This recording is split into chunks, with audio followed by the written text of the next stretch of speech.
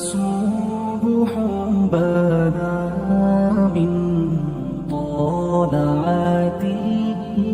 حضرت عمر فاروق رضی اللہ تعالیٰ عنہ رات کا وقت چہرے پہ نقاب ڈال کے گلی میں گھوم رہے تھے. میں بھی گلی میں نکلتا ہوں, آپ بھی نکلتے ہیں, لیکن مقصود یہ ہے کہ ذرا پتہ کریں باہر کی ہوا کیسی ہے. مقصود یہ ہے کہ پتہ کریں کہ آج برگر کس دکان کا اچھا ہے, معلومات کریں کہ محلے کی سیاست کس رخ جا رہی ہے. وہ بھی نکلتے تھے, لیکن مقصود یہ نہیں تھا. مقصد سمجھ گئے تھے نا, وہ اس لیے نکلتے تھے کہ پتہ کروں کوئی دکھی تو نہیں, کوئی تکلیف میں تو نہیں, کوئی آزمائش میں تو نہیں. دیکھیں نا, کام وہی ہے, میں بھی کرتا ہوں, آپ بھی کرتے ہیں, ساری دنیا کرتی, لیکن وہ ایکم احسن عملا, کردار کس کا ستھرا ہے, ذہن کس کا اونچا ہے, ذوق کس کا بڑا ہے. زندگی وہ بھی بتا گئے, ہم بھی گزار رہے ہیں, لیکن وہی کمزور باتیں اور وہی روایتی گفتگو اور وہی لب و لہجہ اور وہی دنیا داری کے مخصوص سی ہماری گفتگو, فلاں کیا کر رہا ہے, کہاں پہنچ گیا. اگر پیسے کسی نے نہیں کمائے تو کہاں نکھٹو ہے تب نہیں کمائے, اور اگر زیادہ کما لیا تو کہنے لگے ایک نمبر طریقے سے تو نہیں کمائے جا سکتے, یہ کوئی غلط رستہ گفتگو ہے بس, نشستن گفتن برخاستن. تو اعلیٰ کام, اعلیٰ کردار ان لوگوں. حضرت عمر گزر رہے تھے تو غلام ساتھ تھا. ایک شخص کو دیکھا کہ مدینے کے باہر خیمہ لگایا ہوا ہے. بھئی خیریت ہے, یہاں خیمہ کو لگایا؟ کہنے لگا امیر المومنین سے ملنے آیا ہوں, رات ہو گئی تھی تو سوچا یہیں قیام کر لیتا ہوں, صبح ان سے ملوں گا. تو فرمایا اندر کسی کے درد سے کراہنے کی آواز آتی ہے. کہنے لگا میری بیوی ہے اور بچے کی ولادت کا وقت آ گیا, تکلیف میں. حضرت عمر دوڑے گھر گئے, اپنی اہلیہ سے کہنے لگے نیکی کمانے کا ارادہ ہے؟ اس نے کہا ہے. مقصد سمجھ گئے تھے نا وہ لوگ, بالکل ہے. فرمایا جو ضرورت کی چیزیں ولادت کے وقت ہوتی ہیں لے لیں. کچھ گھی لے لیا, کچھ چنے لے لیے, کچھ ضرورت کی چیزیں لے لی, خاتون کو ساتھ لیا. یہ خاتون اول کی بات کر رہا ہوں, میں خاتون اول کی بات کر رہا ہوں. حضرت فاروق اعظم رضی اللہ تعالیٰ عنہ امیر المومنین ہے. حضرت عمر نے اپنی اہلیہ کو ساتھ لیا, جہاں وہ شخص تھا وہاں آئے. اہلیہ نے حضرت عمر کے ذمہ کام لگایا, آگ جلا لیں, یہ تیل لے لیں, فلاں فلاں چیز گھی میں ڈال لیں, بنانی شروع کر دیں.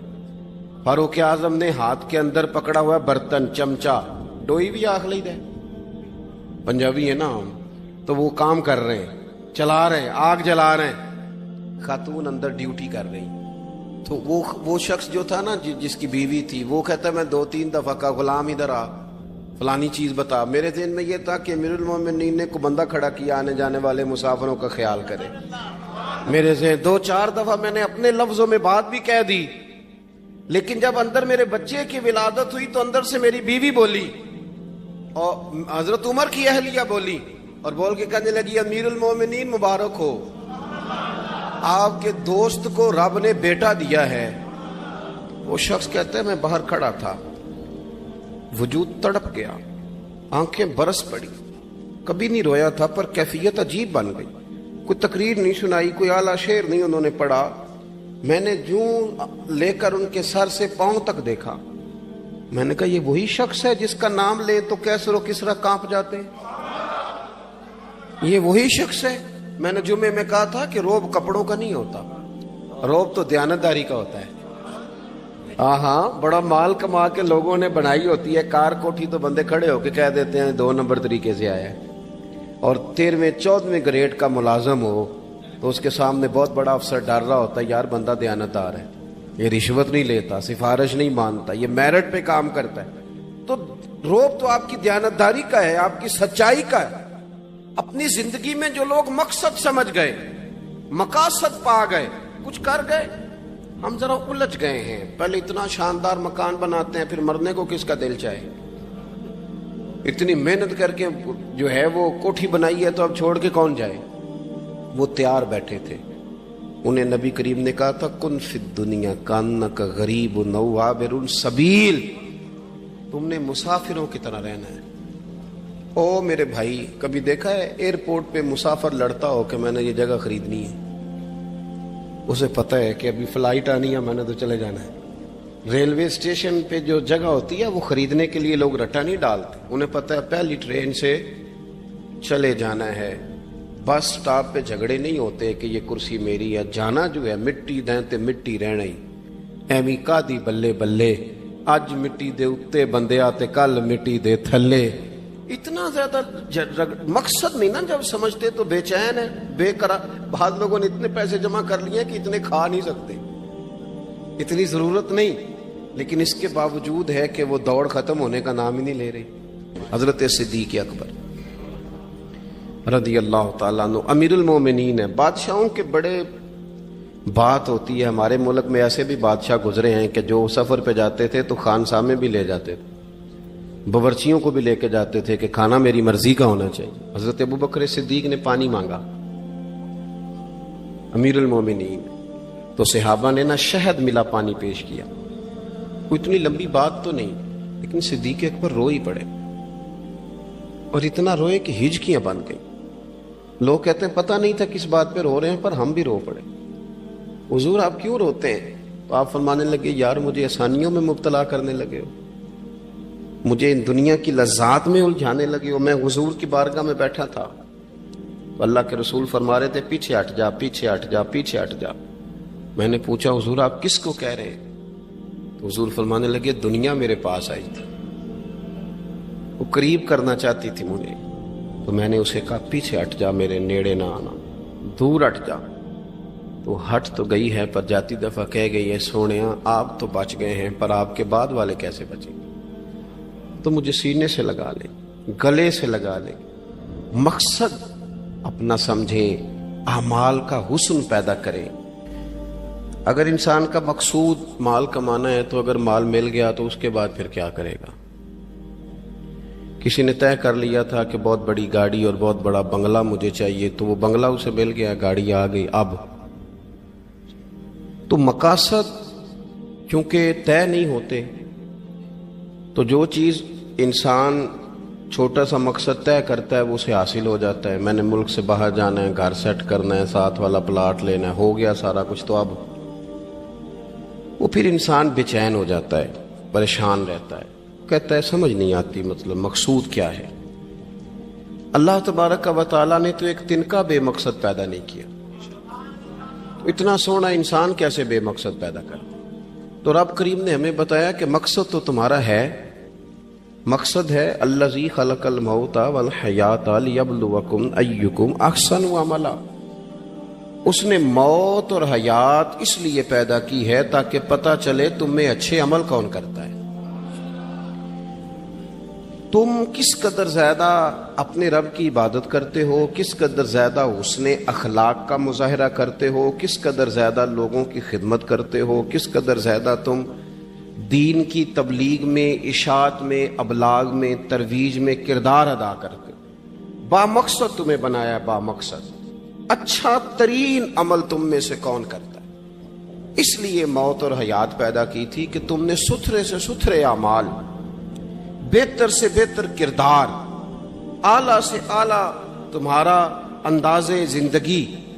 देखें हमने लोगों के साथ मिलकर रहना होता है, बहुत सारी चीजें ऐसी होती हैं कि जो तकलीफ का सामान बनती हैं। अब इन्हीं लोगों के साथ अल्लाह ने हमें मिलकर रहने का हुक्म दिया, इनके हुकूक अदा करने का हुक्म दिया, तो साथ साथ ना दरगुजर का भी कहा, माफी का भी कहा। जब इंसान माफी कर देने वाला हो जाता है, दरगुजर वाला हो जाता है, तो फिर वो बड़ा हो जाता है, बड़े दिल वाला हो जाता है, बड़े हौसले वाला हो जाता है, बड़े ज़रब वाला हो जाता है, उसकी जिंदगी हसीन होती। तो यहां आए थे कुछ काम करने, वो जो हमने मकसूद बनाए थे ना, मतलब अच्छे कपड़े, अच्छी दुनियादारी, अच्छी गाड़ी, अच्छा मोबाइल सेट, वो चूंकि मकसूद नहीं था, तो उन चीजों के हुसूल के बावजूद भी लोग परेशान हैं। मकसूद ये था कि बेहतरीन अमल, सोना अमल, आला तरीन अमल मेरे रसूल पाक सल्लल्लाहु अलैहि वसल्लम के गुलामों ने ना वो अमल करके दिखाया। आला तरीन मिजाज रखते थे और आला तरीन खिदमत, यानी लोग उनका किरदार देख के ना, किरदार और अमल देख के, हम तो लंबी तकरीरें करते हैं, बातें करते हैं, बड़ा कुछ बताना पड़ता है, लेकिन वो बस थोड़ा सा ना लोग उनके पास उठते बैठते थे, आते जाते। इतनी दौड़ है कि आगे बढ़ के और लेना है, और लेना है, हाल में मजीद का रट्टा, वो समझ गए हम ना अड़े हुए। بہت سارے لوگ ایسے ہیں جنہیں صحیح بات کا پتہ چل گیا ہے، وہ فیصلہ کرنے میں دیر کر رہے ہیں، انہیں سمجھ آ گئی ہے کہ بہتر یہی ہے کہ میں وقت پہ مسجد آیا کروں، انہیں سمجھ آ گئی ہے بہتر یہ ہے کہ سویرے اٹھ کے واٹس ایپ بعد میں دیکھوں، پہلے قرآن پاک کی زیارت کر لیا کروں۔ سمجھ انہیں ہے کہ باتیں زیادہ کرنے سے بہتر ہے درود و سلام زیادہ پڑھا جائے، پتہ انہیں ہے، وہ فیصلہ ہی نہیں کر رہے، ارادہ نہیں بنا رہے، توجہ نہیں کر رہے۔ جب بہت زیادہ بندہ دنیا داری میں الجھ جاتا ہے نا، بہت زیادہ، آسانیاں تو بندے کو جینے نہیں دیتی۔ پہلے انسان کہتا ہے کہ موٹر سائیکل ہو جائے نا تو چلو سفر آسان ہوگا، پھر موٹر سائیکل کہتا ہے ٹائر 2 ہیں، 4 ٹائروں والی ہونا، چلو مہران ہی ہو جائے خیر ہے، لیکن مہران میں بیٹھتے ہی اسے خیال آتا ہے کہ اس کی تو سیٹیں تنگ ہیں، پھر اس سے بڑی گاڑی چاہیے۔ یہ روز دوڑ ہے، بانج فقیروں کسے نہیں ماریا، اے ہوئی چور اندر دا، یہ دوڑ ہے، یہ ختم۔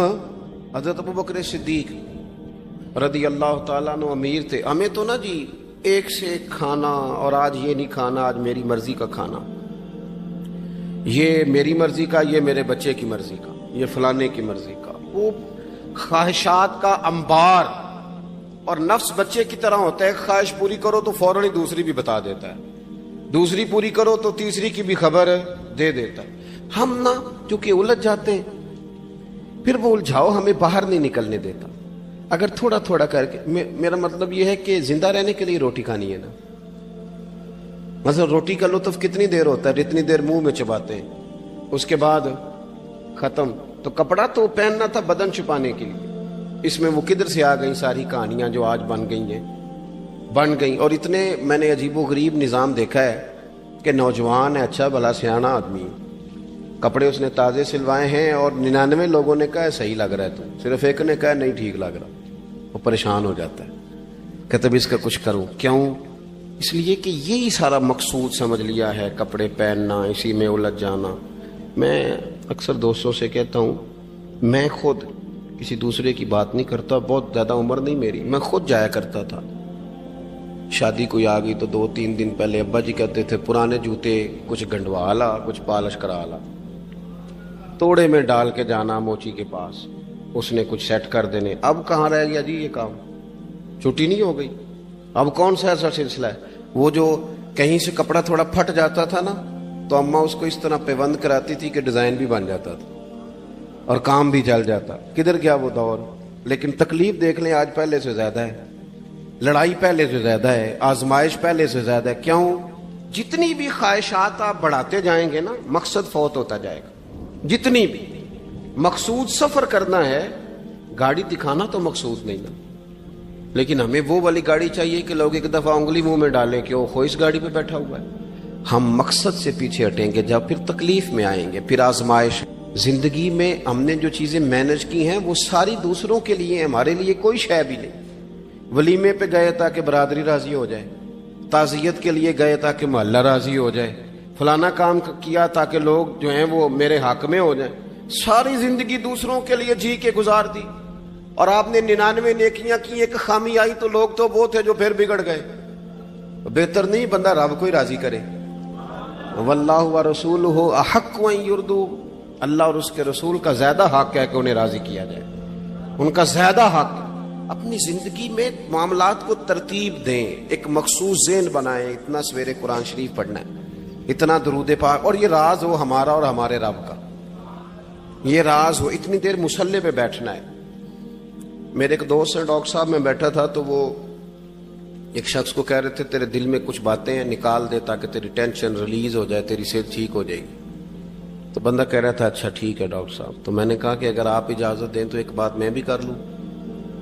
نے کہا آپ بھی کر لیں۔ تو میں نے کہا ڈاکٹر صاحب کچھ دکھ بڑے ذاتی اور نجی ہوتے ہیں، بندہ کسی کے سامنے کہہ ہی نہیں سکتا، بڑے ذاتی قسم کے ہوتے ہیں، وہ آپ کسی کے سامنے جتنا مرضی کوئی قریبی ہو، وہ بندے کی اپنی اندر کی کچھ ایسی تکلیفیں ہوتی ہیں اندر کی، آزم گنڈاں دے وچ گنڈاں دس کیڑی کھولا، بڑے مسئلے ہوتے ہیں، آپ کیسے بیان کر سکتے ہیں، سوال ہی نہیں پیدا ہوتا۔ تو کہنے لگا پیر صاحب حال تو ہوگا نا؟ میں نے کہا بالکل ہے، ہمیں ہمارے دین نے دعا سکھائی ہے، جو کسی سے نہیں کہہ سکتے وہ اپنے رب سے کہہ دو۔ اللہ کے حضور عرض کر دو، کشکول طلب دراز کر کے کہہ دو مالک یہاں پریشان ہوں، وہ بڑا کریم ہے، عطا بھی کرے گا اور پردہ پوشی بھی فرمائے گا۔ اپنے اللہ کے ساتھ اپنا تعلق مضبوط کریں، اپنی زندگی میں حسن اعمال کا پیدا کریں، اعمال کا، کہانیوں کا نہیں، باتوں کا نہیں، تصویروں کا نہیں، نئی سے نئی پکچر کا نہیں، اعمال کا، اور خوبصورت ترین طریقہ ہو۔ دیکھیں نا، مشکل سے بھی تو نماز پڑھنی ہے نا، سویرے ابا بڑے غصے میں تھے تو پھر مجھے اٹھنا ہی پڑا، تو اس طرح بھی تو پڑھنی ہے۔ تو اگر بندہ ذوق سے اٹھے اور ذرا سونا کر کے وضو کرے اور ذرا صحیح کر کے مصلی بچھائے اور سجدہ کرے تو ذرا ذوق سے کرے، مجھے سوز دے، مجھے ساز دے، مجھے نیم شب کا نیاز دے، دم سجدہ خود کو میں توڑ دوں، مجھے ایسا ذوق نماز دے۔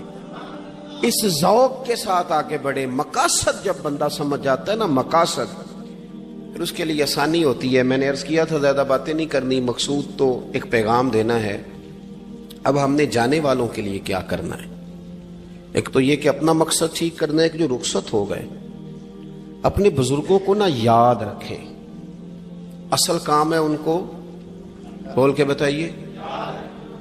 سال کے بعد ختم بڑی اچھی بات ہے، سسماہی ششماہی سیماہی سب ٹھیک ہے، ان کو یاد رکھیں۔ حضور نہ یاد رکھتے تھے، اپنی والدہ کا ذکر کرتے تھے، اپنے والد کی بات کرتے تھے، اپنے دادا کا ذکر کرتے تھے، اپنے جانے سیدہ خدیجہ الکبریٰ رضی اللہ تعالیٰ عنہ وصال کر گئیں تو حضرت عائشہ کہتی ہیں حضور اکثر گھر میں ان کا ذکر کرتے ہیں۔ اپنے بزرگوں کو یاد رکھیں، ان کا ذکر کریں، ان کو نا، والد کے لیے نا والد ہونا شرط ہے، پی ایچ ڈی ہونا شرط نہیں۔ والد کے لیے والد ہونا شرط ہے، مفتی ہونا شرط۔ والد ان پڑھ بھی ہو تو بچے کو سمجھانے کا سلیقہ سے اللہ اسے عطا کاری دیتا ہے۔ ماں بالکل ان پڑھ بھی ہو تو بچوں کو سمجھانے کا طریقہ اللہ اسے ان سے سیکھیں۔ میرے والدہ اور والدہ دونوں اپنا نام نہیں لکھ سکتے تھے، تو میں اپنے دوستوں سے کہتا ہوں مجھے کبھی موقع ملے تو میں کئی جلدوں میں کتاب لکھ سکتا ہوں اپنے ماں باپ، اس لیے کہ وہ جو ہمیں سکھا گئے، جو بتا گئے، وہ انہی کا خاصہ تھا۔ تو اپنے ایک تو جانے والوں کو یاد رکھیں، دوسرا ان کے لیے دعا کریں تو درد سے کریں، سونی کر کے کریں، صحیح کر کے کریں، اکیلے بیٹھ کے کریں۔ دعا کا سب سے زیادہ تعلق آپ کے دل کی آواز کے ساتھ ہوتا ہے، اور جس طرز میں حضور نے ہمیں حدیث سکھائی ہے نا، اس رنگ میں کبھی آپ حدیث کو سیکھیں، سمجھے نا۔ حضور فرماتے ہیں جس طرح دریا میں ڈوبنے والا سہارا تلاش کرتا، دریا میں اسے کتنی کو جلدی ہوتی ہے، ہوتے لگ رہے ہوتے ہیں، وہ اس طرح کا نہیں ہوتا کہ میں عصر کی نماز کے بعد پھر آؤں گا تجھے نکالنے، اس طرح تو نہیں نہ ہوتا۔ دریا میں ڈوبنے والا جس طرح کشتی سہارا تلاش کرتا ہے، حضور فرماتے ہیں اس طرح قبر میں جانے والا دعاؤں کا انتظار کرتا ہے۔ آپ نے دیر کر دی دعا مانگنے میں، ختم دلانے میں دیر کر دی، کچھ صبح و شام ہمہ وقت دعا۔ ابھی آپ آیتیں سن رہے تھے سورہ ابراہیم کی، اللہ نے نماز میں رکھ دی، ربنا اغفر لی ولی وللمؤمنین یوم یقوم الحساب۔ ایک تو انہیں یاد رکھیں، خوب دعا کریں، اور دوسرا کوشش کریں کہ وہ جو نیکیاں کرتے تھے وہ نیکیاں بھی جاری رہیں، جن لوگوں سے ان کا اچھا تعلق تھا وہ تعلق بھی قائم رہے۔ یہ بھی کوشش کریں کہ ان کے لیے صدقات و خیرات کریں، اور قیمتی صدقہ دیں۔ قیمتی، میں بات ختم کرنے لگا ہوں، بس قیمتی صدقہ دیں، قیمتی۔ 15 تولے سونا گھر میں پڑا ہوتا ہے، قیمتی ہوتا ہے نا۔ کبھی کسی نے چوک میں بتایا کہ آج 15 تولے سونا میرے گھر میں پڑا ہے؟ بولو نا، لگتا ہے تو سردار چھڑنا ہے۔ اگر گھر میں 50 لاکھ روپے کیش پڑا ہو تو چوک میں گلی میں آ کے آپ بات کریں کہ گھر میں پیسے پڑے ہیں، کیوں؟ کہ وہ قیمتی ہیں، کوئی لے نہ لے۔ تو یہ جو 5000 مسجد دیکھ کے سارے محلے کو بتاتے ہو یہ بھی صدقہ تھا، یہ بڑا قیمتی چیز تھی، یہ بتانے والا نہیں تھا، یہ تو نیکی تو قیمتی تھی۔ قیمتی چیز جو ہوتی ہے وہ تو چھپائی جاتی ہے کہ بتائی جاتی ہے۔ یہ جو بیٹیاں ہیں نا اسلام کی، مائیں بہنیں، یہ قیمتی ہیں، اس لیے اسلام انہیں کہتا ہے تم گلیوں اور چوکوں میں آنے والی نہیں، قیمتی چیزیں گھر کے اندر رہا کرتی، تم قیمتی چیزیں ہو، تمہارا وجود قیمتی ہے، تم کبھی ماں ہو، کبھی بیٹی ہو، کبھی بہن ہو، کبھی بیوی ہو، قیمتی ہو، اس لیے تمہیں اسلام کہتا ہے کہ گھر کے اندر رہو گی تو تمہاری قیمت رہے گی. کچھ چیزیں ایسی ہیں جو چوکوں میں گلیوں میں پھیل جائے تو ان کی قیمت نہیں رہتی. اس لیے تمہیں کہا جاتا ہے کہ گھر میں رہو. یہ جو تمہیں چوکوں میں لاتے ہیں یہ تمہیں بے وقت کرنا چاہتے ہیں, بے قیمت کرنا چاہتے ہیں. انسان تھوڑی دیر کے لیے, اگر تھوڑی دیر کے لیے غور کرے تو بڑے بڑے جانور انسان سے بڑے طاقتور ہیں, لیکن اللہ نے ان کی نکیل انسان کے ہاتھ میں تھما دی. اتنا بڑا جہاز ہے, ٹنوں وزن لے کے چل رہا ہے, انسان کے بس کی بات نہیں کہ وہ کئی لوگ لگ کے بھی اس کو اٹھا سکیں, لیکن اللہ نے اس کے قبضہ و اختیار میں کر دیا ہے. فرمایا هو الذی خلق لکم ما فی الارض جمیعا, زمین میں جو کچھ ہے سارا تیرے لیے بنایا ہے, آسمان میں جو ہے سارا تیرے لیے بنایا ہے. وما خلقت الجن والانس الا لیعبدون, فرمایا کل کائنات میں نے تیرے لیے بنائی ہے اور تجھے میں نے اپنی عبادت کے لیے پیدا فرمایا ہے. تو جنوں اور انسانوں کو اللہ نے اپنی عبادت کے لیے تخلیق فرمایا. مقصد زندگی, مقصد تخلیق, دنیا میں آنے کا مقصد اولین اور مقصد آخری اللہ کی عبادت, اللہ کی معرفت, اللہ کی طرف توجہ, اللہ کی طرف رجوع, یہی ایک مقصد تھا انسان کے آنے کا. اسی کو قرآن نے بیان کیا تھا. اپنے اپنے مقاصد, درود شریف پڑھنے والوں سے بلند صلاۃ و سلام علیک یا سید یا رسول اللہ. اپنے اپنے مقاصد, اپنے اپنے معاملات کو ہم نے ترتیب دے لیا ہے.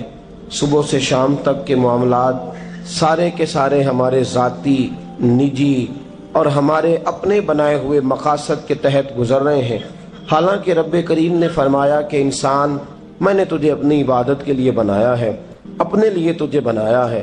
تو میری بارگاہ میں سجدہ ریز ہو, تو میری بارگاہ کی طرف توجہ کرے, تو میرے لیے تسبیح پڑھے, تو تحلیل کے جملے بولے, تو تکبیر کہے, تو میرے محبوب پہ نازل ہونے والے قرآن کی تلاوت کرے. تجھے تو اس لیے بنایا تھا. عبادت کا معنی یاد رکھیے گا, عبادت کا معنی فقط نماز پڑھنا نہیں,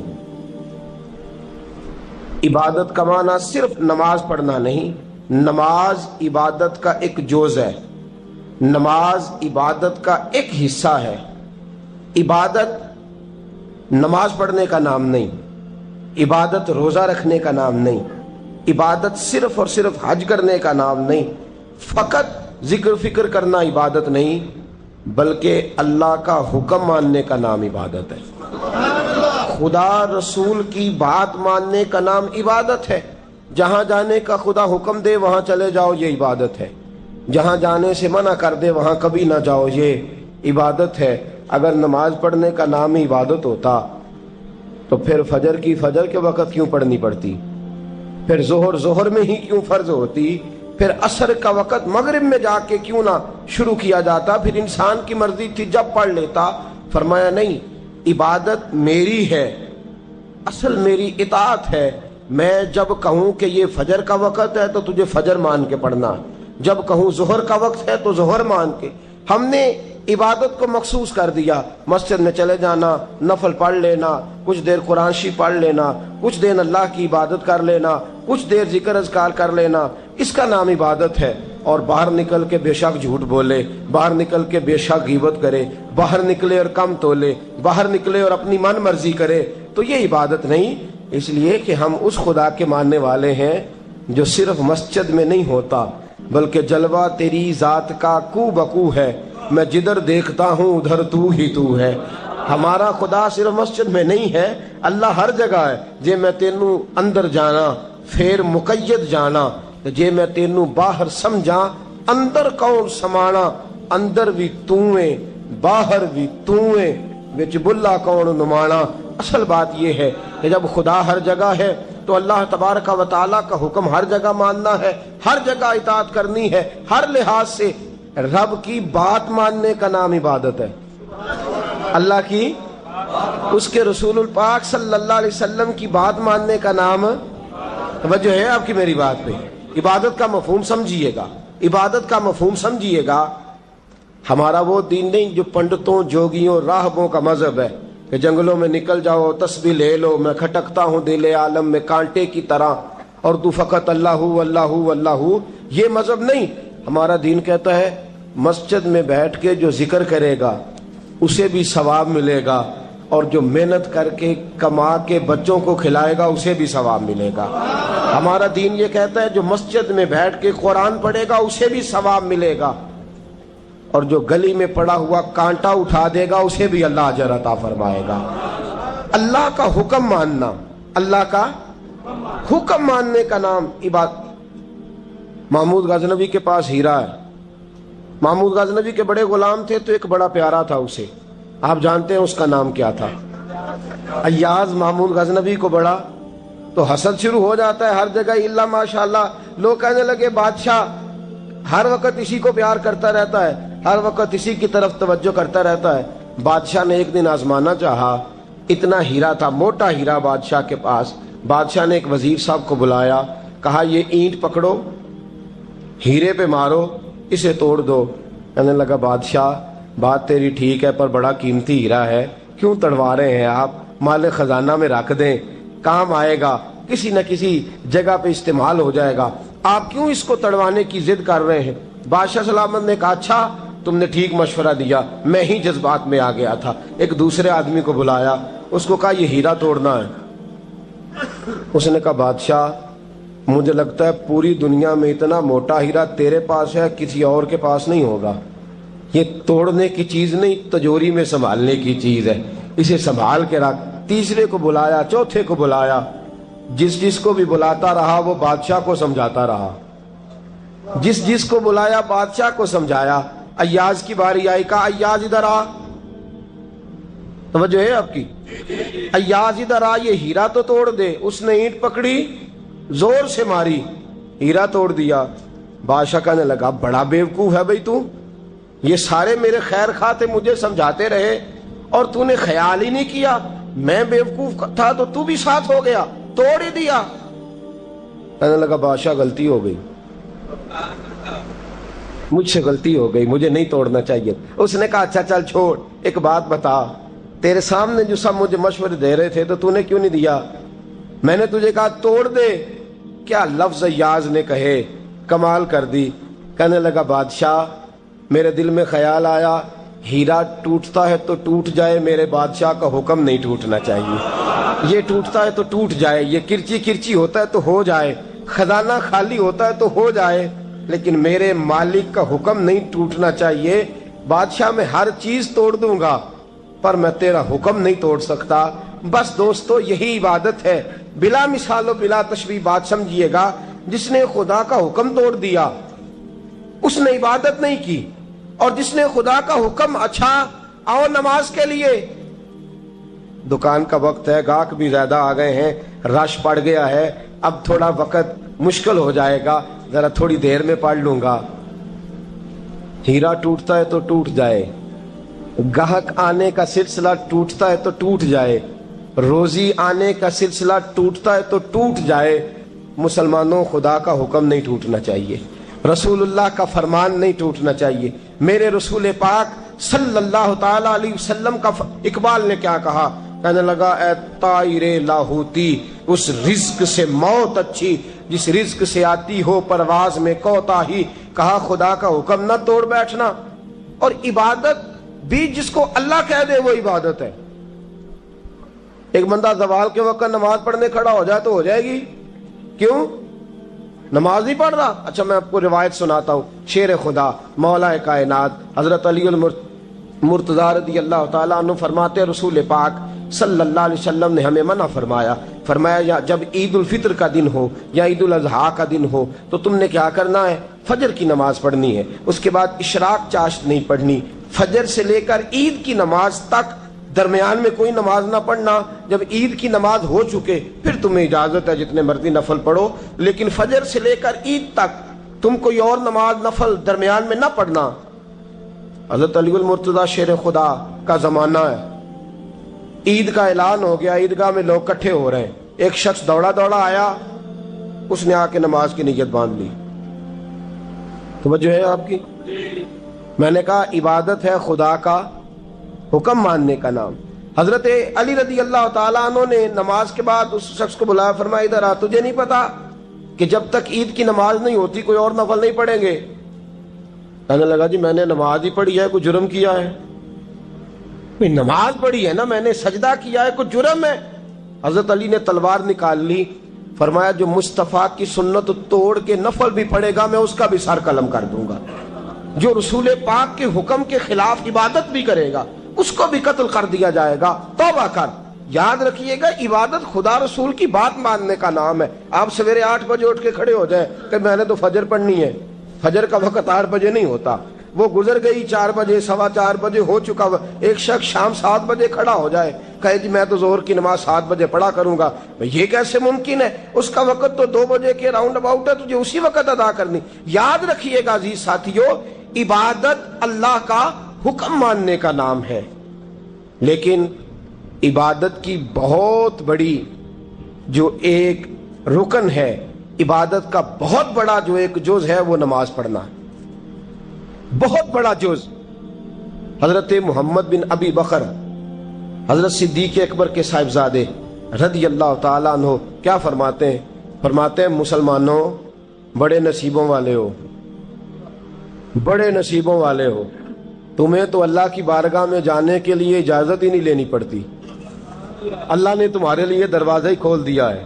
جب دل کیا، وضو کیا، نماز کی نیت باندھی، اللہ کے دروازے کھل گئے، اور بغیر کسی ترجمان کے تم نے اپنے رب سے بات کرنی شروع کر دی۔ عبادت ایسی نعمت ہے، اللہ کی بارگاہ میں کھڑے ہونا، سجدہ کرنا اتنی بڑی فضیلت کی بات ہے۔ یہ حدیث میرا خیال ہے آپ کو کبھی بھولنی نہیں چاہیے۔ سید عالم نور مجسم شفیع معظم صلی اللہ علیہ وسلم نے فرمایا، بتاؤ اگر کوئی کسی کے گھر مہمان جائے تو میزبان اس کے ساتھ کیا سلوک کرے گا؟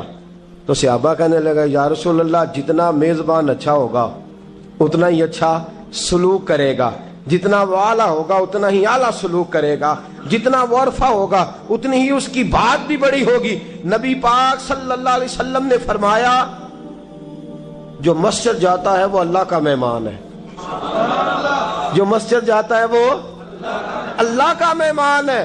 فرمایا میزبان کے ذمے ہے کہ مہمان کے اوپر رحمت کرے، کرم کرے۔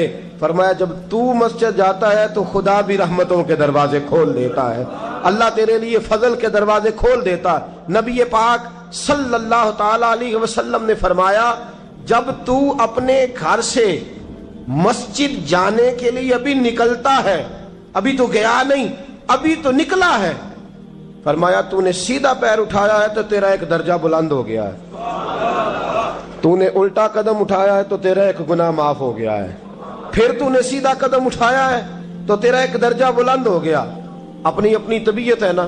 حضور نے حدیث سنائی، حضرت سیدنا اسید بن حزیر رضی اللہ تعالیٰ عنہ دیہاتی آدمی تھے، مسجد نبوی سے دور گھر تھا، مسجد آنے جانے کے لیے گدھا رکھا ہوا تھا، گدھے پہ بیٹھ کے مسجد آتے تھے، نماز پڑھ کے اسی پہ بیٹھ کے لوٹ جاتے تھے۔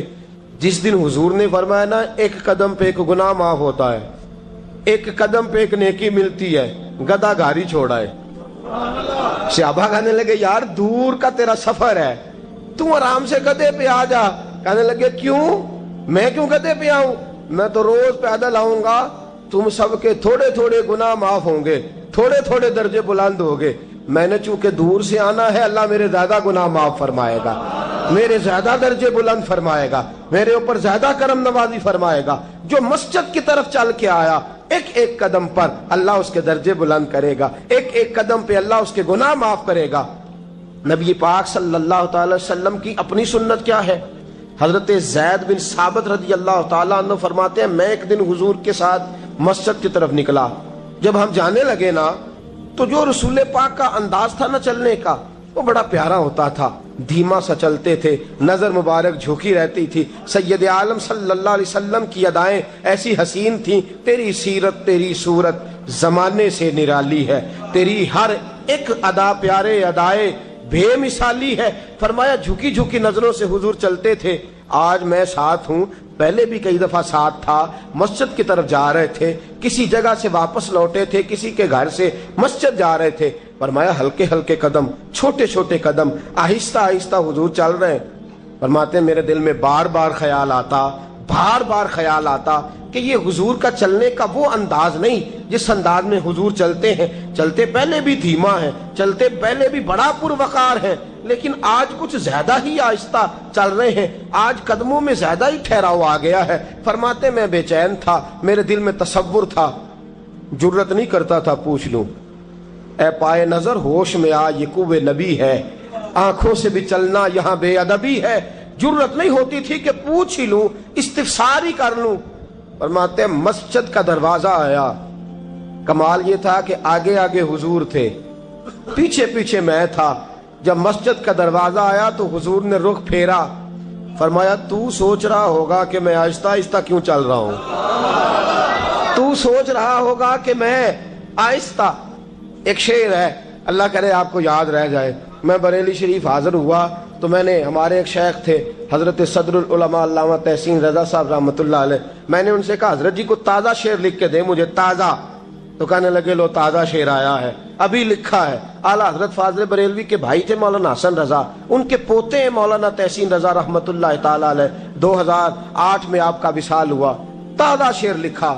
کہنے لگے علم غیب رسول کے منکر اس حقیقت کو بھول جاتے ہیں. اللہ کرے آپ شعر کے حسن کو سمجھیں, اور جو شعری ذوق کے لوگ ہیں وہ سمجھے کہ بات کہاں سے چھیڑی ہے, کہاں تک گئی ہے. علم غیب رسول کے منکر اس حقیقت کو بھول جاتے ہیں. غیب مانا کہ راز ہے لیکن راز اپنوں سے کب چھپاتے ہیں. علم غیب رسول کے منکر اس حقیقت کو بھول جاتے ہیں. غیب مانا کہ راز ہے لیکن راز اپنوں سے کب چھپاتے ہیں. حضرت زید بن ثابت رضی اللہ تعالیٰ عنہ فرماتے رخ پھیرا اور حضور نے فرمایا تو سوچ رہا ہوگا کہ سونے آج بڑے دھیمے دھیمے قدم چل رہے ہیں, بڑا آہستہ آہستہ قدم اٹھا رہے ہیں. حضور نے فرمایا جو مسجد کی طرف چل کے جاتا ہے اللہ کی رحمت آگے بڑھ کے اس کا استقبال کرتی ہے. اور فرمایا جتنے قدم زیادہ ہوتے ہیں اتنے درجے بھی زیادہ بلند ہوتے ہیں. میں اس لیے آہستہ آہستہ آیا ہوں کہ اللہ میرے زیادہ درجے بلند فرما دے, اس لیے آیا ہوں کہ زیادہ درجے. مسجد میں اس لیے آہستہ, عبادت کی فضیلت دیکھیں, گھر سے بندہ چلے, ابھی پتہ نہیں مسجد میں وضو کرنا ہے اس نے, ابھی پتہ نہیں 2 رکعتیں پڑھے گا کہ 4 پڑھے گا. فرمایا عبادت کے لیے نکل بھی پڑے تو اللہ اس کے درجے بلند کرنے شروع فرما دیتا ہے. درجے بلند ہونے شروع ہو گئے. بنو سلمہ قبیلہ ہے, محلہ ہے. بنو قریظہ یہودیوں کا محلہ تھا, اس کے بعد بنو سلمہ مسلمانوں کا محلہ تھا, اور تقریباً آج کے حساب سے 1.5-2 کلومیٹر کا فاصلہ تھا مسجد نبوی سے. پیدل چل کے آتے تھے لوگ. کتنے کلومیٹر پیدل چل کے آتے تھے, وہاں سے پیدل آتے تھے نماز پڑھنے. مسجد نبوی کے ساتھ یہودیوں کے مکان تھے, انہوں نے وہ جگہ خالی کر دی. بنو سلمہ قبیلے کے لوگوں نے چاہا کہ ہم جگہ کو خرید لیں. نبی کریم علیہ السلام کو پتا چلا, حضور نے بلایا, فرمایا مجھے پتا چلا ہے تو مسجد کے قریب آنے لگے ہو, ویسے ایک بات میرے دل میں ہے, میرا دل کرتا ہے کر دوں. صحابہ مسجد کے قریب رہنا پسند کرتے تھے, اور آج کل جی اے مولوی سون نہیں دیں دے. یقین کریں مسجد کے دائیں بائیں آگے پیچھے جو گھرانے ہوتے ہیں وہ کہتے ہیں جی ہم بڑے پریشان ہیں, یہ تو ہمیں سونے نہیں دیتے. صحابہ قریب رہنا. آپ دیکھیں نا, نبی کریم علیہ السلام کا گھر دروازہ مسجد میں کھلتا ہے, حضرت صدیق اکبر کا گھر دروازہ مسجد میں کھلتا ہے, سیدہ فاطمہ جناب علی کا آستانہ دروازہ مسجد میں کھلتا ہے. صحابہ مسجد کے قریب رہنا پسند کرتے تھے. بنو سلمہ قبیلے کے لوگوں نے چاہا ہم بھی قریب آ جائیں. حضور نے بلایا, فرمایا مجھے پتا چلا ہے تم مسجد کے قریب آنا چاہتے ہو. یا رسول اللہ دور سے چل کے آنا پڑتا ہے, ارادہ ہے قریب آ جائیں. حضور نے فرمایا دور ہی رہو, تم اس طرح کرو دور ہی رہو. کہا یا رسول اللہ کیا مطلب؟ فرمایا فرشتے جب بھی نیکیاں لکھتے ہیں عبادت کی, ابھی تک تمہارا پہلا نمبر ہے, ابھی تک تمہارا پہلا نمبر ہے. یا رسول اللہ کیا مطلب؟ فرمایا اس لیے کہ تم دور سے چل کے آتے ہو تو اللہ تمہیں زیادہ اجر عطا فرماتا ہے. آخر دعوانا ان الحمدللہ رب العالمین. اللهم صل على سيدنا ومولانا محمد.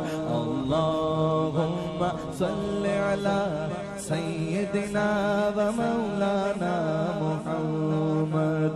اللہ کے شیر حیدر کرار پر درود.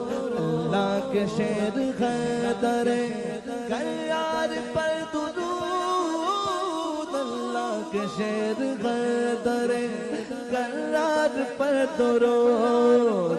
حضرت حسن حسین کے کردار پر درود. اللہم صلی علی سیدنا و مولانا محمد وعلی سیدنا علی و سیدتنا فاطمہ و سیدتنا زینب و سیدنا حسن و سیدنا حسین وعلی آلہ و صحبہ و بارک وسلم.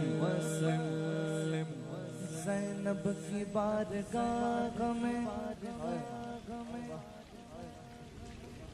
زینب کی بارگاہ میں زینب کی بارگاہ میں زینب کی بارگاہ میں سلام نیاز ہے. زینب کی بارگاہ میں سلام نیاز ہے. جو مرتضیٰ کی لاڈلی زہرا کا ناز ہے. اللہم صلی علی سیدنا و مولانا محمد وعلی سیدنا علی و سیدتنا فاطمہ و سیدتنا زینب و سیدنا حسن و سیدنا حسین.